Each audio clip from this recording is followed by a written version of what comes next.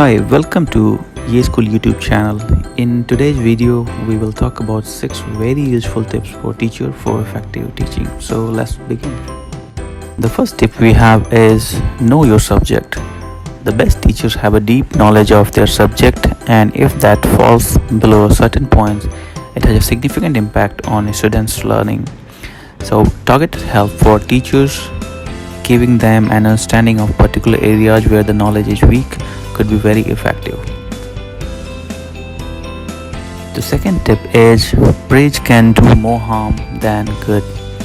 So the wrong kind of praise can be harmful for students, as praise is meant to be encouraging, but it can actually convey a teacher's low expectations. If a student's failure was met with sympathy rather than anger, then they were more likely to think they had done badly due to lack of ability. The third tip we have is that instruction matters. The quality of teaching has a big impact on the achievement of students from humble backgrounds, and effective questioning and assessment are at the heart of great teaching.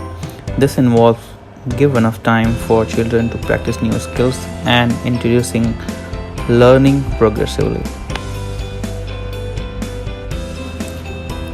Tip number 4 is teachers' beliefs count.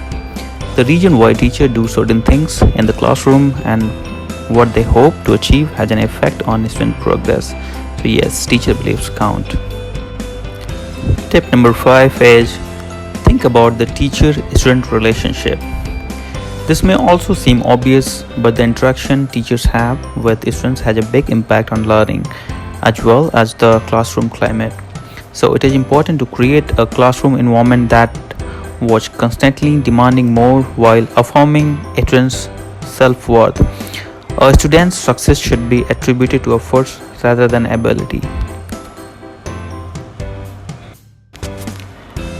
And the last tip we have is build relationships with colleagues and parents.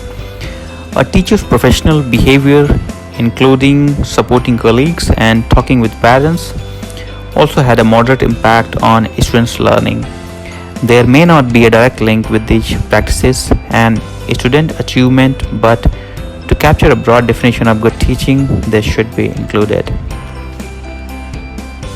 That's all for today. Thank you for watching. If you like the video, please like, share, and don't forget to subscribe our YouTube channel. Thanks again.